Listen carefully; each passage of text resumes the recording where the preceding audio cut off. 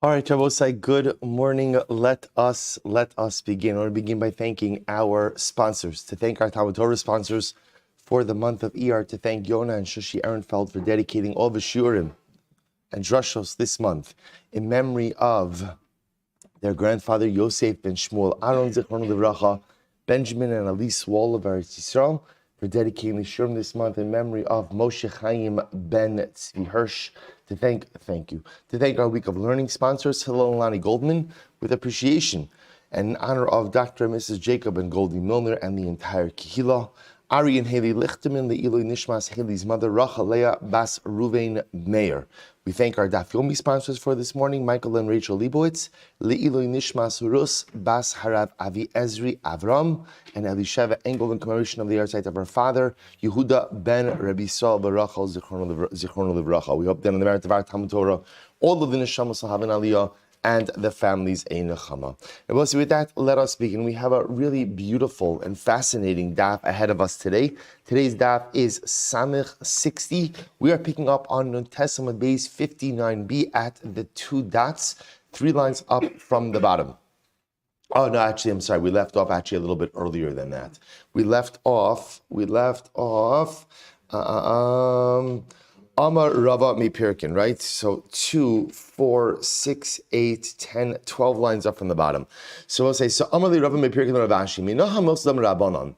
So from where is this concept that the rabbi says? So this is Rava from Pirkei said to Ravashi, where is this concept that we know, Ein Znus Lebehema? So we'll say, we saw pretty interesting Gemara yesterday, right? Some interesting facts, episodes where the Gemara was talking about the idea that although bestiality is a capital offense, right, punishable by death, halacha l'maisa, it's not called znus. Now, what does that mean on a practical level? You say to yourself, well, if it's a capital offense, who cares what it's called? So remember, again, it matters because a zona is not permitted to go ahead and marry a Kohen. So, but if a woman, let's say, committed an act of bestiality, but Allah is not liable for death, for whatever the reason, there was no hasra, she was a shogeg, whatever it might be, halacha l'maisa doesn't render her a zona. So from where do we know that? So the Gemara says, Dichsev lo savi esnan zona u'mechir kelev. So we'll say, the pasuk says, talking about the halachos of karbanos. We'll say, you're not an esnan zona, is an animal with which you would pay the zona for her services. So a person goes to a zona, pays her with a sheep. Torah says, you can't bring that sheep as a karban. That's an esnan zona. Mechir kelev would be an animal that you swapped or exchanged for a dog. Those are the types of animals the Gemara says that you're not allowed to go to bring as a karban. Now, here's what's interesting. Utanan, we learned, esnan kelev u'mechir zona. We'll say, what about the opposite case? Esnan kelev. Esnan kelev would mean, let's look at Rashi. Rashi says, Esnan kelev, shim amar adam le'ozl zona, helech talazavi baili leklavi. Let's say a man says to a zona, take this sheep as payment, but what I want you to do is have relations with an animal. That's good timing. Right? So that's ultimately, again, that's what he's telling her over here in this case. So I want you to have relations with an animal, and again, in payment for that, I'm going ahead and giving you this animal as payment. Or Rashi says, Mechir zona, shehechlef zona betala. He exchanges, let's say he has a maidservant who's a zona, he exchanges her ultimately again for a sheep. Interesting enough, Rabbi say, in these cases, the animal would not be prohibited for sacrificial service. So what do you see from here? The Gemara says, Mutar mishum shneimar gam shnehem, shnayim v'lo arba. There's only 2 cases that are prohibited, not 4. Now, both say. Now, interestingly enough, the fact that case of what we call esnan kelev, that where a man pays a zona with a sheep to have relations with an animal, that sheep, she's not having relations with the sheep, I want to be clear. She's having relations with a separate animal. The sheep is payment for her act of bestiality. Interestingly enough, that sheep that she receives as payment for an act of bestiality is permitted to be used as a karban. Interesting. We'll say, what does that show you? That shows you that ultimately, again, an act of bestiality, although it is asr, obviously asr, punishable by death, is not considered in halacha to be an act of znus. Fascinating. Tan Rabbanan. So we'll say that brings to a conclusion that sugya. Tan Rabbanan. We'll say now we have a brisa that the Gemara is going to go ahead and quote here, and this is going to serve as the basis for much of the discussion in the coming daf, or I should say part of Amud Aleph at least. So the Gemara says, Tan Rabbanan, anusas atzmo or mufutas atzmo. But it's a very interesting case. What happens if the Kohen Gadol violates a woman, or the Kohen Gadol goes ahead and seduces a woman? So we'll say, here's the interesting shaila. Kohen Gadol has to marry a basula, has to marry a woman who's a basula. What happens if the woman in question is not a basula, but she's not a basula because of what the Kohen Gadol did to her? Right? Either the Kohen Gadol himself violated her or seduced her. Is he permitted to go ahead and marry this woman? I will say, now just understand, the reason why this is a fascinating question is because what is the penalty if a man violates or seduces a woman? What's the halacha? Torah says he's supposed to marry her. He's supposed to marry her. Right? So the shaila just is, Kohen Gadol did this. So now the biblical obligation to go ahead and marry this woman.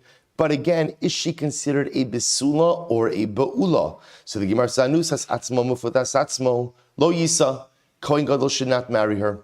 Ve'im nasa, but if he did marry her, nasoi, the marriage works. Okay, we'll define what that means. Anusas chaver mufutas chavero.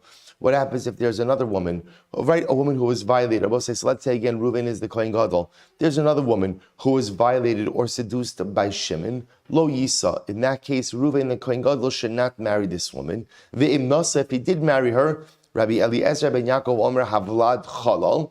Rabbi Eliezer ben Yaakov says the offspring is a chalal. The Chachamim say ultimately havlad kasher. Okay, so we'll say, so let's analyze these cases. Im nasa nasui. So remember again, let's take this apart. So first case was Kohen Gadol goes ahead and seduces a woman.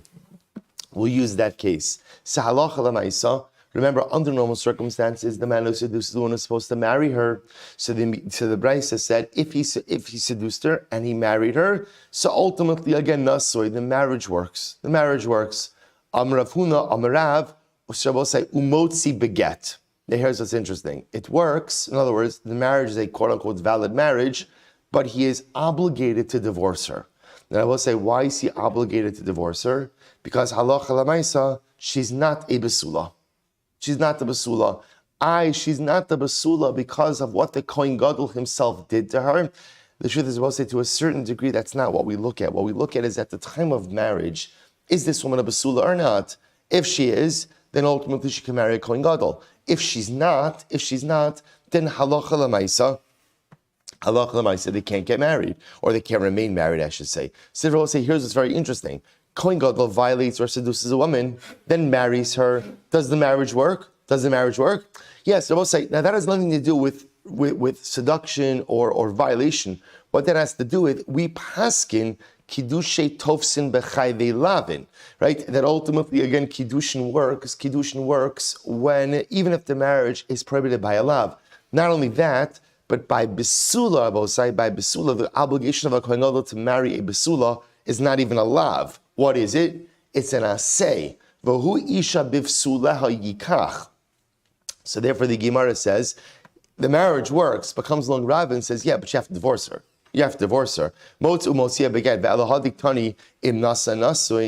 that which we learned, that Lamaisa, if he married her, they're married. Because Lashon of the Brisa was, Lo Yisa, if a Kohen Gadol violated or seduced a woman, he shouldn't marry her. Ve'im nasa nasui. But if you married her, you're married. And I both say, that Lashon of im nasa nasui sounds like what? You shouldn't marry her. But if you married her, then what? Right? What does it mean that you're married? Presumably that means what? That you stay married. And yet Rav is coming along and introducing, you have to give her a yet. Top of Samich,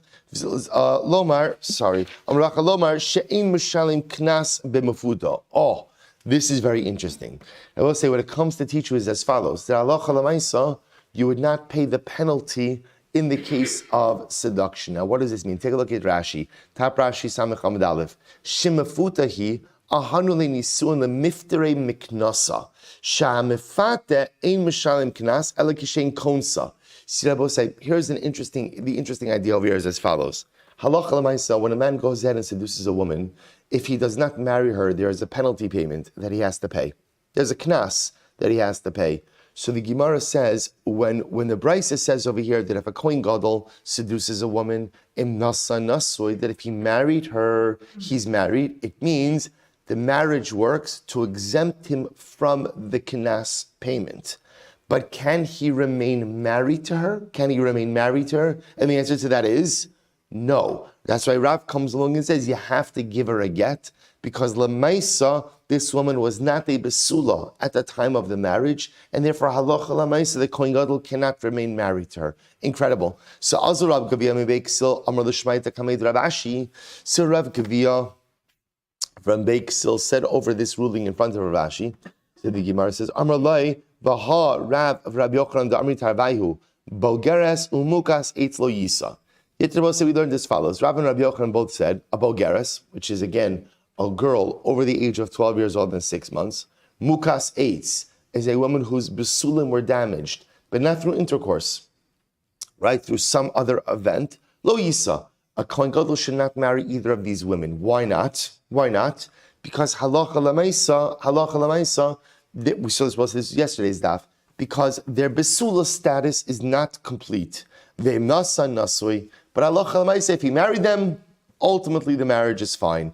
So I will say, now again, in that case, no one's calling for a get, right? In that case, we say, although ideally we don't want a Kohen Gadol marrying a Mukas Eitz or a Bogeres, if he did marry one of these women, the marriage is 100% valid and it works and it's sustainable. You don't have to give her a get. So we'll say, so why is that any different than this case over here? Alma, Sofa Lios Bogeres Taktov, Sofa Lios Mukas Eitz Taktov, Hachanami, Sofa Lios Bula Taktov. So we'll say, the reason we allow those cases is because halacha lemaisa, right? The status that she has now is the same status that she's going to achieve, so to speak, under marriage. In other words, if she's a Bogeres, so ultimately, again, even had he married her as a Nara, she's going to become Bogeres. If she's a Mukas Eitz, anyway, as a result of relations, the Besulim are going to become ruptured. So why don't we say the same thing over here? Kohen Gadol seduced a woman, so now ultimately she's a Be'ula. She would have become a Be'ula anyway had they been married. And again, she was a Be'ula because of the Kohen Gadol, to which the Gemara says Kasha. That is a valid point. I will say, how do we paskin in this case? It's actually very interesting. The Rambam paskin like Rav. So we'll say, halacha lemaisa, if a Kohen Gadol seduces or goes ahead and violates a woman, so if he ideally he's not marrying her.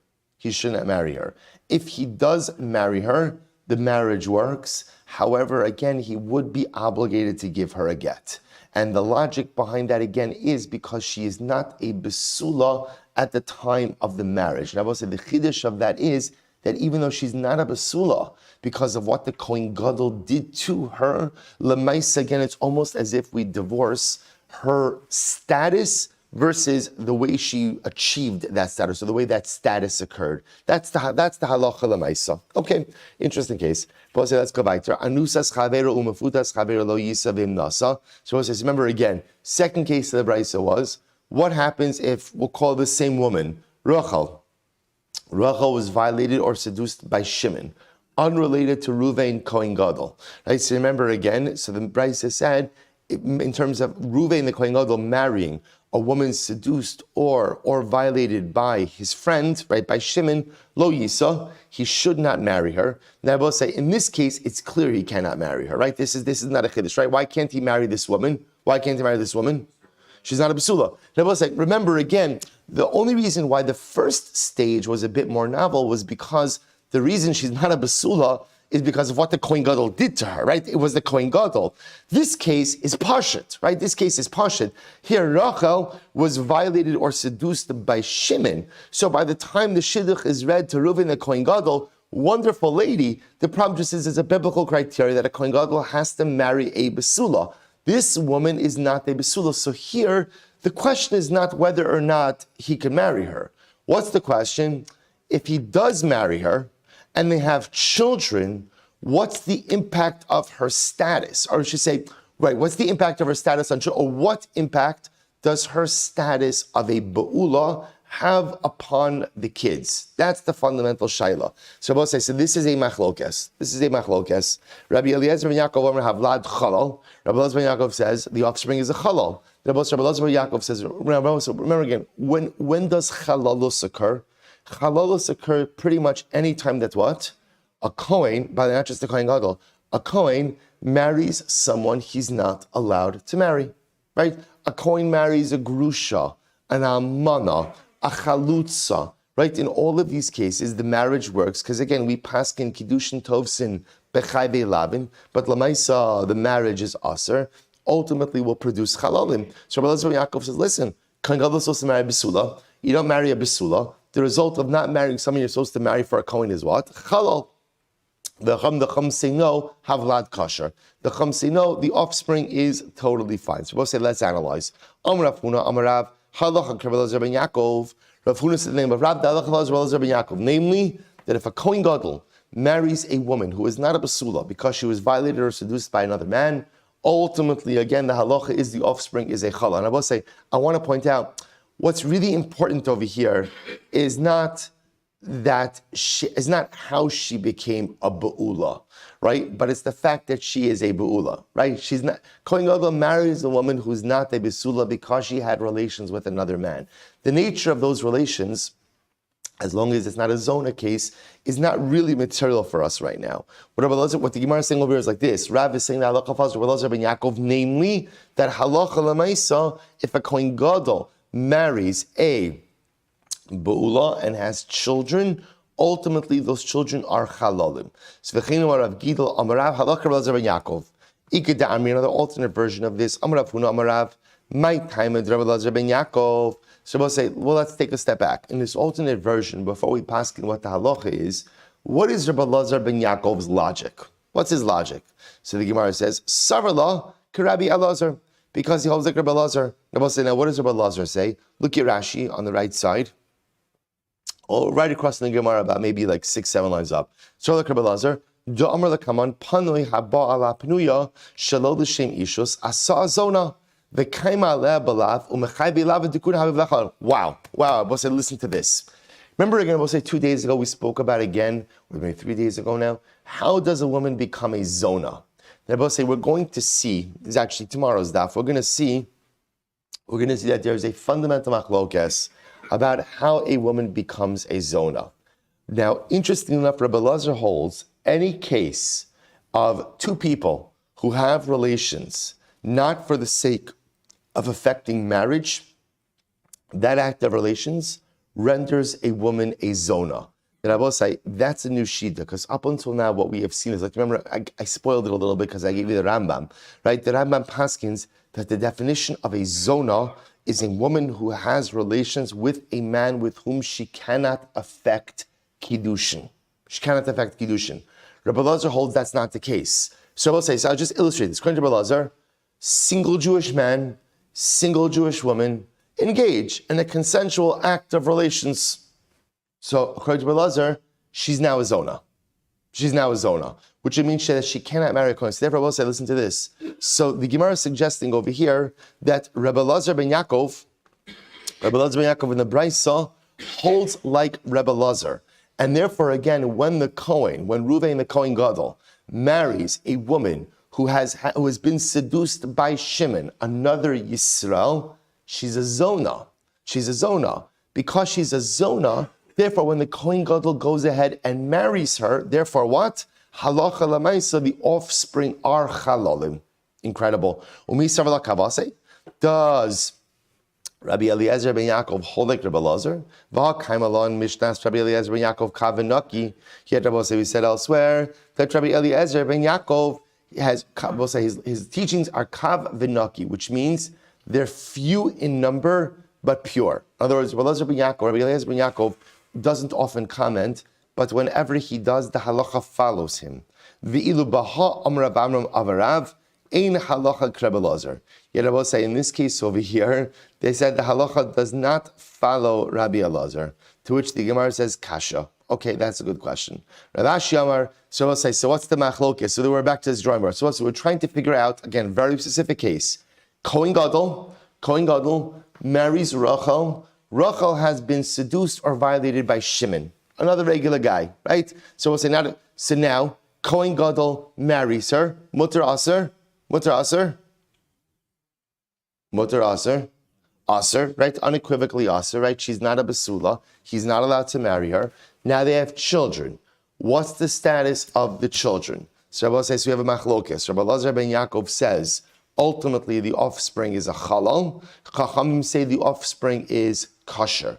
We're trying to figure out what's the nature of the machlokes. So let's listen to this. So Rav Ashi Amar b'yishchal mechai v'yaseka miflagi. Wow. What's the machlokes? Rabbi say, remember this because that's what I mentioned before, which is the obligation to marry a basula. For a kohen gadol to marry a basula is an asay, a positive commandment. V'hu isha b'vsula ha'yikach. He has to marry a basula. That is an asay.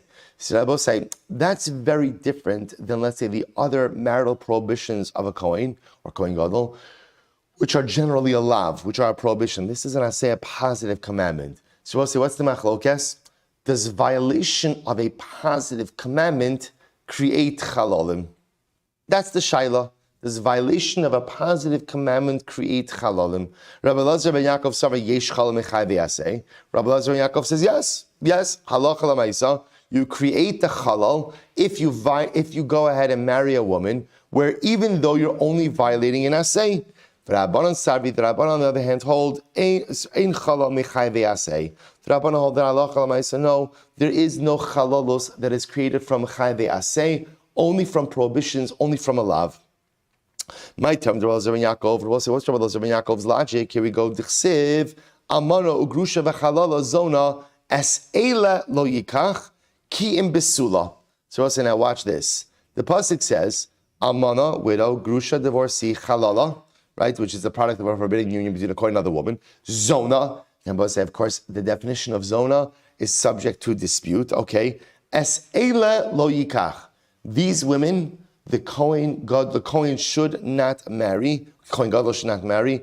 Ki im besula. Now, both say the pasuk is worded very interestingly, right? As eila lo yikach, don't marry these women. Who should you marry? Ki im besula. Should marry ultimately again a besula.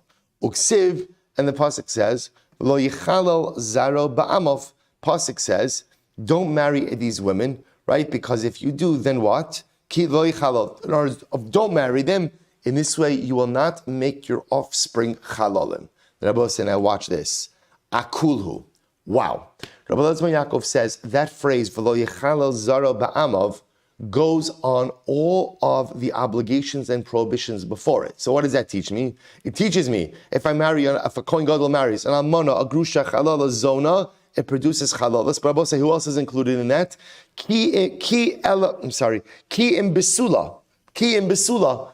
Also, you have to marry besula. After the obligation to marry besula, the Torah says, "V'lo yechalel zaro." What do you see from there? That if you don't marry a besula, you make your offspring chalalim. The fact that phrase "lo yechalel zaro" comes after the entire section that includes the obligation to marry a besula teaches me that if the kohen gadol does not marry a besula, his offspring are chalalim. Incredible. The Rabbanan will say, Eile hifsik ha'inyan. The Rabbanan will say, no. In that pasuk, Amana grusha v'chalala zona, es eile lo yikach. That brings to a conclusion the section, right? And therefore, also when the pasuk says that you'll make your offspring into chalalim, that goes on that first part, and then the obligation to marry a besula is a separate, independent section. Rabbi Elazar ben Yaakov Amar Eile. What does Rabbi Elazar ben Yaakov say? What do you do with Eile? This is very interesting. Lemiute nida. This comes to exclude the case of nida. We'll say, what's the case of nida? Take a look at Rashi. Lemiute nida. Shimba kohen al ishto nida inavlad chalal. Very interesting. If a kohen gadol has relations with his wife while she is in nida, the offspring is not a chalal, which is very interesting. As much as, of course, you see, here's the havamina. You might have thought that any time a kohen gadol has relations with someone who is prohibited to him, perhaps ultimately the resulting offspring are chalalim. Kamash malon, no. Kamash malon, it's only women spelled out in the pasuk. But if a kohen gadol goes ahead and has relations with his wife when she is in nida, albeit that's a very serious infraction in Isser, but lamaisa, that does not create chalalos. To which the Gemara says, Kiman Ozla Hadisanya. So we'll say, so here's what's interesting. So right now the Gemara is suggesting that the Machlokes, Rabbi Elazar ben Yaakov, and the Rabbanon is how to darshan the pasuk. When the pasuk says, Amona Grusha Chalala Zonas Eila Lo Yikach, Kiyim Besula Me'amav, is that looked at as one section, and therefore the pasuk that says, V'lo Yichalal Zaro, don't make your offspring into Chalalim, goes on all of those pieces. That's Rabbi Elazar ben Yaakov, and therefore even if he doesn't marry a Besula, if he marries a Be'ula, the offspring are Chalalim. Versus the Rabbanan that say, no, it's two sections. Amana Grusha Chalala Zona Es Eila Lo Yikach, section 1, and that's what the pasuk of Chalal is going on. Then there's a separate obligation to marry a Besula, but failure to marry a Besula does not create Chalalos. That's the fundamental machlokes. So the Gemara says, come on, Azla Hadesanya, whose opinion is reflected in the following brayso, Me'ela ata ose Chalal, Viata ose Chalal, Vi'ata ose Chalal minida, from any of these prohibited marriages, the resulting offspring is a Chalal, but if a Kohen Gadol has relations with his wife who's a Nida, the offspring is not the Chalal. Kiman, Ki Rabbi Elazar ben Yaakov, that's like Rabbi Elazar ben Yaakov. Okay, for Rabbi Elazar ben Yaakov, Nichtevei le'ela lebasof. Oh, we'll say, watch this. Rabbi Elazar ben Yaakov, why don't you put the phrase es eila at the end of the section? In other words, Rabbi say, according to Rabbi Elazar ben Yaakov, the pasuk should read as follows: Amana, Grusha, Chalala, Zona, Kiim Besula, es eila lo yikach. In other words, or phrase it a little bit differently, but put the phrase eila or lo es eila, either eila, put the phrase eila yikach at the end of the section, thereby grouping amana, grusha, chalala, zona, and besula all together. To which the Gemara says, kasha. It's a good question. Okay, so that's something where it leaves off. So we'll say, what I will point out to you is as follows. Halacha l'maisa.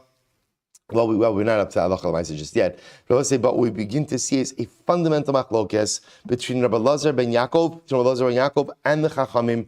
If a Kohen Gadol marries a woman who is not a besula and they end up having children, is the child a halal or not? Rabbi Elazar ben Yaakov, yes. Rabbanon, no. And so for Rabbi say, it is all about how you choose to darshan the psukim. Incredible. Tan Rabbanon, Achosa Arusa. So we'll say the Gemara switching gears here for just a moment. Achosa Arusa. Boss, listen to this case. A Kohen is permitted to become Tameh for the 7 close relatives: mother, father, brother, sister, son, daughter, wife. Rabbi say, when it comes to sister, the Torah says who you permitted to become Tameh for? For your sister who's a Basula. Basula. Right? Meaning an unmarried sister. An unmarried sister. That's the idea. Once a sister is married, Kohen does not have the license to become Tameh for her. So it says the Gemara, what about Achoso Arusa? What happens if halacha l'maisa, Kohen has a sister, the sister is betrothed, right? She's an Erusin. So Rabbi says, here's what's interesting. Look at Rashi just a moment. Achosa Arusa, shall Kohen hedyot, aval nesua pshita lan de'in metamed ichsiv ula achoso habesula. So we'll say, interesting shaila. The Torah, when it talks about the license for a Kohen to become Tameh to his sister, uses the lashon of achoso habesula. His sister is a besula. So I know, if I'm a Kohen, once my sister is married, so I can't become Tameh for her anymore. But let's say there was just Erusin. There was, just Erusin. There was Erusin. Right, there was Erusin. So is their license to now become Tameh, still become Tameh for a sister who's an Erusin? Rabbi Meir, Rabbi Huda, Omrim Metamela. Rabbi Meir, Rabbi Huda say yes, since she's still a Basula. Well, we'll see why. But Lamais, you're still permitted to become Tameh for her. Rabbi Yosef, Rabbi Shimon, Omrim Metamela. Rabbi Yosef, Rabbi Shimon say Halach Lamais. No, once there's Erusin, you can no longer become Tameh for her. So let's analyze. Anusa Mafuta Divra Kolim Metamela, Umukas Eitz in Metamela. So let's listen to this. If the sister is anusa mafuda, or let's say she was violated or she was seduced, so therefore again she's clearly not a basula, everyone agrees that the Kohen can no longer become Tameh to her because she's not a basula. Mukas eitz in metamel, they're Rabbi Shimon. And I will say if she's a mukas eitz, Rabbi Shimon says, oh, so you can't become Tameh to her. Why? Rabbi Shimon Omer, because Rabbi Shimon's litmus test was like this. Ru'ila Kohen Gadol metamela. Shein Ru'ila Kohen Gadol metamela. Rabbi Shimon says, how do you know, Kohen, how do you know if you could become Tameh for your sister? It's very simple.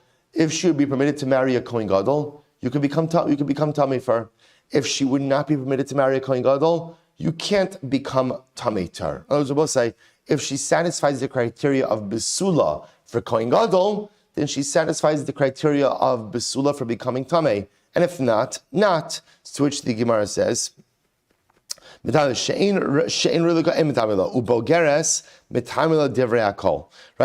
sorry. So I'll say ultimately again, and when it comes to Bogeres, ultimately again, everyone agrees that halacha l'maisa, you could still become tamei for her. Okay, so let's analyze. My time to Rabbi Yehuda. So we'll say, Rabbi and Rabbi Yehuda say that halacha l'maisa, sister of a Kohen, once she becomes an arusa, you could still become tamei for her. What's their logic? The Darit Shachi, they darshan as follows.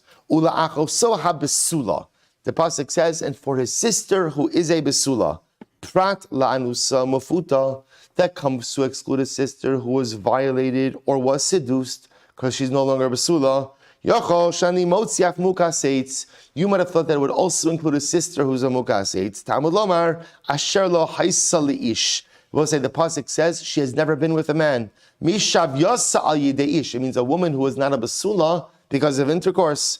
Yatsa zu she'ina hav yasa al yideish. I will say that excludes the case of mukaseitz because although again the basulim are not there, she has never been with a man. So therefore, we'll say according to this approach. So again, just understand Rabbi Yehuda. So what we have is as follows: if the sister of the Kohen is a mukaseitz, is anusa mafuta, seduced or violated, Kohen can become tamei for her. Mukaseitz can become tamei for her. Hakrova elav, hakrova, the one who is close to him, l'rabo sa'arusa, that ultimately comes to include an arusa. Or as Rabbi say, what's interesting is as follows.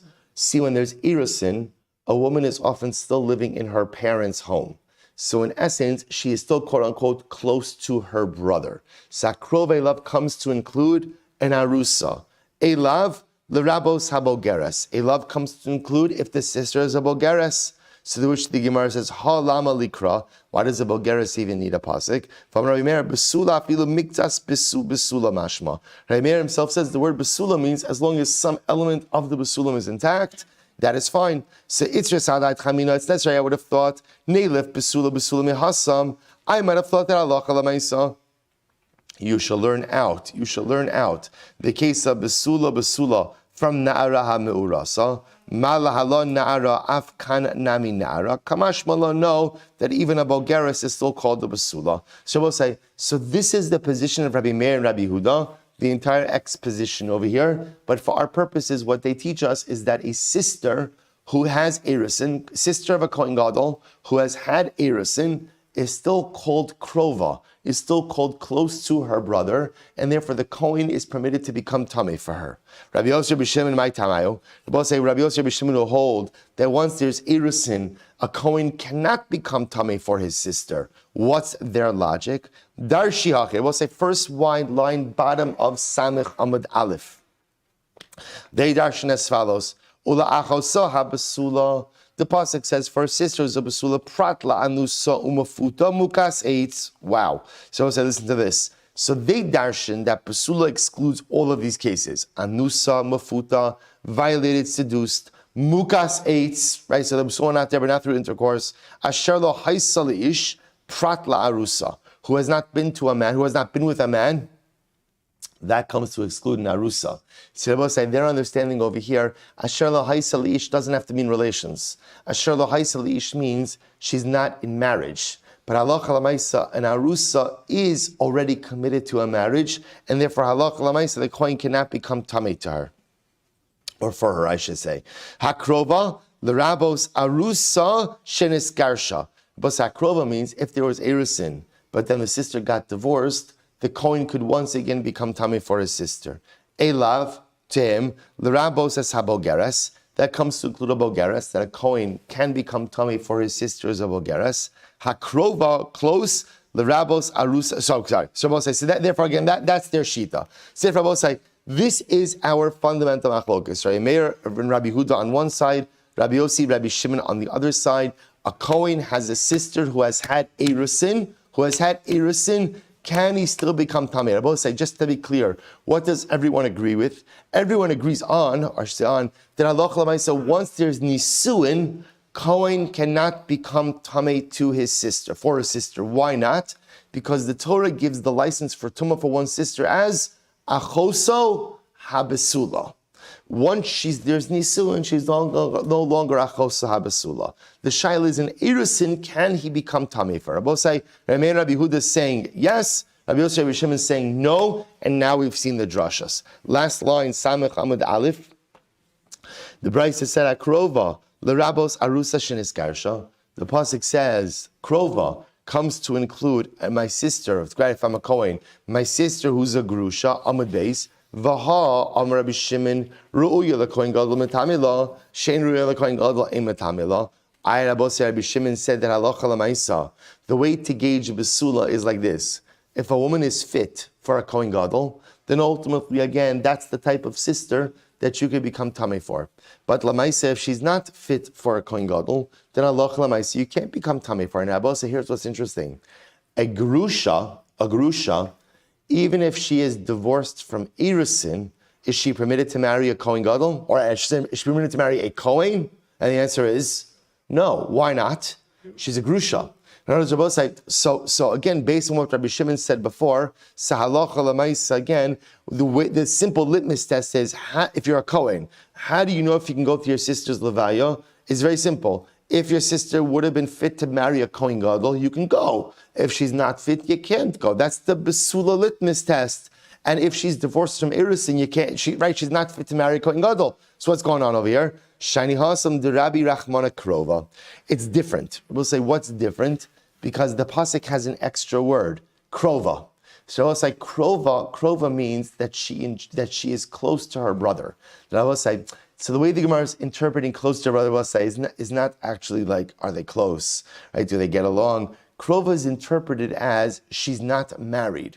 She's not married. Because we will say, when she's married, she's close to her husband. When she's not married, halacha l'maisa, ultimately she's quote unquote close to her family, close to her brother.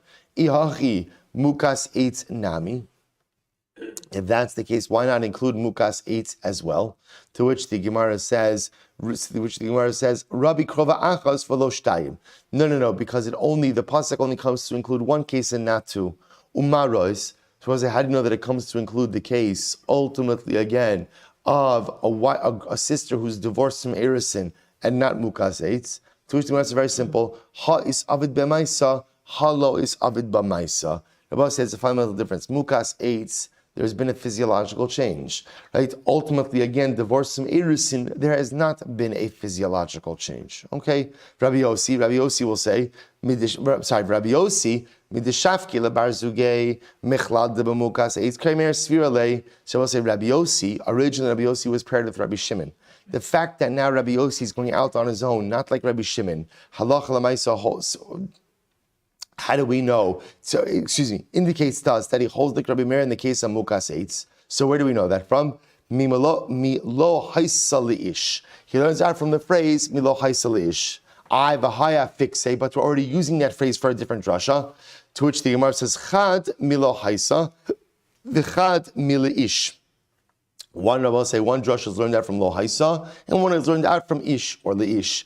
A love, the Rabos Habogeres. We passed before that the word a love comes to teach me bogeres, that halacha l'maisa, the Kohen could attend the levaya of his sisters of bogeres. V'amar Rabbi Shimon, besula shlema mashma. But Rabbi Shimon said besula teaches me a complete besula. But as we saw in yesterday's daf, what happens with the bogeres is that as a woman matures, so ultimately the besulim thin out, to which the Gemara says, Besula Shlema Mashma, Taima Didei Nami Hasam Mehacha Didaresh Hachi. He says dashins as follows. Mide Elav the Rabos Habogeres, since Elav comes to include the case of Bogeres, that halacha l'maisa Kohen could attend the levaya of his sisters of Bogeres. So Mechlal the Besula Shlema Mashma. We infer from that Besula means a complete Besula, i.e. to exclude the case of Bogeres. So both say that brings to a conclusion that particular sugya. Both say, interestingly enough, the Rambam paskins like Rabbi Yossi and Rabbi Shimon. namely that halacha lamaisa, the Kohen is permitted to attend the levaya of his single sister, right? His single sister, even if, right, if she's a bogeres, not a problem. Even divorced from Erusin, not a problem. But if she is married in Erusin, then halacha lamaisa, the Kohen is not permitted to attend her. The Seder Rambam Paskins, Kohen is not permitted to attend her levaya. Ultimately, again, because she is considered attached, she's married, and she does not satisfy the criteria of la'achoso habesula hakrov. So the Rambam Paskins like Rabbi Yossi and Rabbi Shimon. Very interesting halacha. Good. There's more to talk about than that, but lamaisa we'll go weiter a little bit. So we'll say, let's go. Tanya. We'll say this is a fascinating sugya. Rabbi Shimon Yochai says, all of these are fascinating sugyas. Giores. Wow. Well, let's say a girl converts at the age of less than 3 years old in one day. She is permitted to marry a Kohen. She's permitted to marry a Kohen. Now we're going to see, okay, let's look, fine. Let's go back a little bit. So a girl, we'll say, so remember again, what we've established is, in general, a Kohen is not permitted to marry Giores, right? Well, so we've established that. There's an interesting question as to why. Why can't a Kohen marry a convert? So there are two possibilities, I will say. Possibility one is, as we said before, that a Kohen has to marry Kal Hashem, right? And ultimately, again, Kal Gerim are just not called Kal Hashem, right? They're called Kal Gerim. They're Jewish, fully, just a different pool, Other possibility, I will say, is a Giores is presupposed to be a zona. Meaning what, Rabbi saying? That we assume that a woman, if she wasn't Jewish, had relations, right? And therefore, again, halacha l'maisa, because of that, Rabbi, we saw before, that at any time a woman has relations with someone with whom she cannot affect kiddushin, halacha l'maisa, that puts her into the category of a zona. And therefore, again, a Kohen cannot marry a Giores because there is a presupposed status of zona. Okay, we'll see how these two things play out.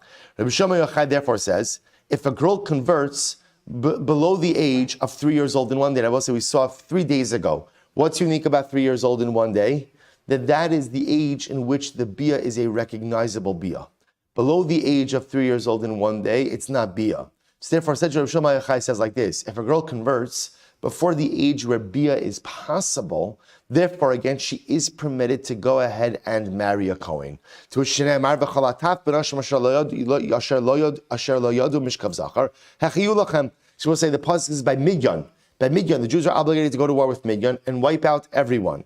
But yet the pasuk says all of the taf b'nashim, the young girls who asher lo yadu mishkav zachar, who have not been with a man, hechiyu lachem, you could take for you. Now, we'll say what that sounds like is you could even marry. V'harei Pinchas imahem.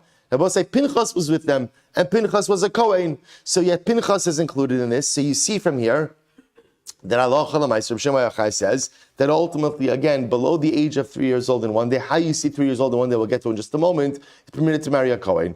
To which Rabbanan say, no, it's not for marriage purposes. Chashbar Baruch Hu was saying that Allah Chalamaysa, they're permitted to go ahead and take the young girls or young women as servants. If that's the case, why is it only below the age of 3 years old in one day? We'll say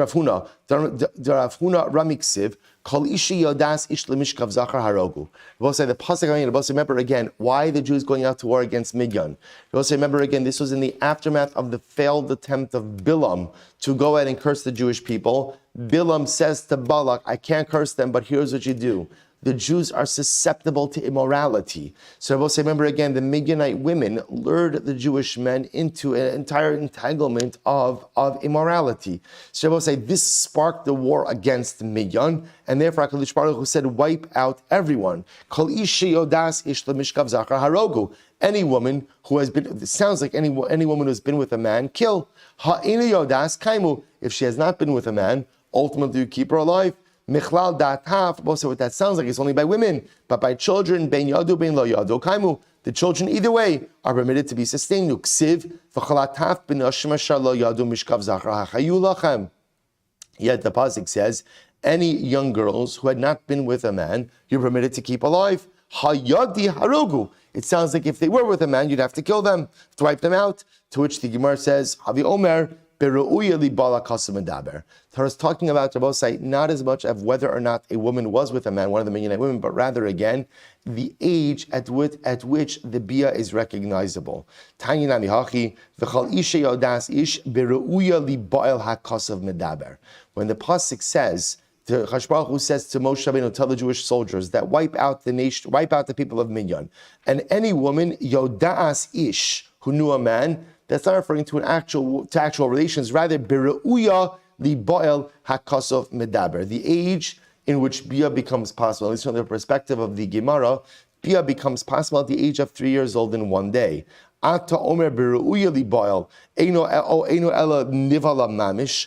You say it's only fit for bia, or maybe it actually means they had bia. Keshu omer v'chalatav benash mesher la yadu mishkav zachar havi omer beru'uya li ba'el hakasov medaber. So I say, interestingly enough, halach lamais, when it came to the war with Midian, the obligation was to wipe out women from the age, or the nation, the men and the women from the age in which they were fit for bia and up. Not necessarily if they had bia, didn't have bia, from the age of bia and up. Beru'uya li ba'el hakasov medaber. To which the Gemara says, Mina yadi. So ultimately, again, how would they know? To which the Gemara says, Amar Rafuna bar Bezna, Amar Shimon Chasida, Havirum lifnei hatzitz. So I will say, this is interesting. The Gemara seems to indicate, how would they know if a woman was re'uya lebia, not re'uya lebia? They would bring each of the Midianite women before the tzitz. Now I will say, now remember again, the tzitz is the head plate of the Kohen Gadol, right? That says Kodesh LaHashem on it. Kodesh LaHashem. They're bring before the tzitz. Kol shepaneh morikos. If the expression of the woman, right, became darkened, her complexion darkened, bi'adur shiri ri'uya li ba'el. Ultimately, I will say that showed that she was the age where bia was possible. Kol she'ein paneh morikos. But if her expression did not become darker, bi'adur she'ein ru'uya li ba'el, then ultimately, again, she was not fit for bia. So I will say this is how they determined, which woman was fit for bia, not fit for bia. Rav Nachman, I will say, this is actually incredible. First wide line, Samech Hamad Beis, Simon Laver. I will say, I just want to point out, sometimes we read these Gemaras, and the truth is, it's hard for us, we should be honest, it's hard for us to wrap our heads around this, right? It's a variety of these things. It's hard to wrap around the notion of Bia, 3 years old. What does that mean? Ru'uya lebia, what does that mean? And even this war against Midian. I will say sometimes it's hard for us to think about these things and to recognize Kadosh Baruch Hu is telling us to wipe out everyone, including children, right from 3 years old and one day and up. So I will say it is, and it's important for us to grapple with these things, but it's also important for us to recognize that the definition of morality is not what we define as moral and immoral. For the Jew, the definition of morality is what HaKadosh Baruch Hu tells us to do and not to do. If he tells us to do it, then by definition it's moral. If he tells us not to do it, then by definition it's immoral. And this is one of the hardest things. People think, the hard part about being a Jew is not the mitzvahs, right? The mitzvahs are relatively straightforward, and for the most part don't require all that much mesiras nefesh. Sometimes they do, but not. This is the hard part of Yiddishkeit. Recognizing that I have to bend my knee before a divine system of morality, even though, again, when I look at this, to me, this looks wild. This looks off the charts. This looks crazy. But Lamaisa, if HaKadosh Baruch Hu says it, and HaKadosh Baruch Hu commands it, that means for me as a Yid, for me as a Jew, I bend my knee before HaKadosh Baruch Hu, and I say to my God, if you say do it, and you say mutter, and you say mitzvah, then by definition, I have to accept that this is what is true emes, then this is what is true morality. An incredible yisod. They will say, listen to what the Gemara says. So how do they determine, ultimately again, who was Rai Labia, who wasn't Rai Labia? They bring him before the tzitz. They will say, what's interesting is as follows. What would happen? If a woman was Rai Labia, her expression would turn darker. Right, paler, right? If ultimately, again, not Rai Labia, wouldn't turn pale. Rav Nachman says, what do you see from here? Siman la'avera hidarkon. I will say, you see from here that the siman for an avera is hidarkon. I will say, hidarkon, Rashi says, peneim shal ovre avera morikin. So I will say, hidarkon is some type of condition. But what hidarkon does is it turns it makes your complexion turn pale. It almost like seeps the vitality out of you. Rabbi say, do you know what the incredible, listen what Chazal are teaching us. Do you know what the most incredible aspect of chait is? The most dramatic part of chait is that chait, when I engage in sinful behavior, it saps me of my vitality. See, Rabosai, a person has a limited amount of koach in this world. There's a limited amount of energy. And Lamaisa, when I choose to use that energy for chait, I go ahead and it saps me of my vitality. That vitality that could have been used to accomplish something great, that could have been used to accomplish something dramatic, is now used in a negative fashion. As the Gemara says, Simon la very dark. And what happens when you sin? You become pale. What happens when you sin? You sap yourself of your vitality. See, we often think that the worst part of chait is the onesh, is the punishment. And what we don't realize is actually the worst part of chait is that I'm taking energy and koach that could have been used to accomplish so much good. And instead I'm misappropriating it and misusing it to accomplish absolutely nothing. We'll have to stop over here. The first white line, shkoyach.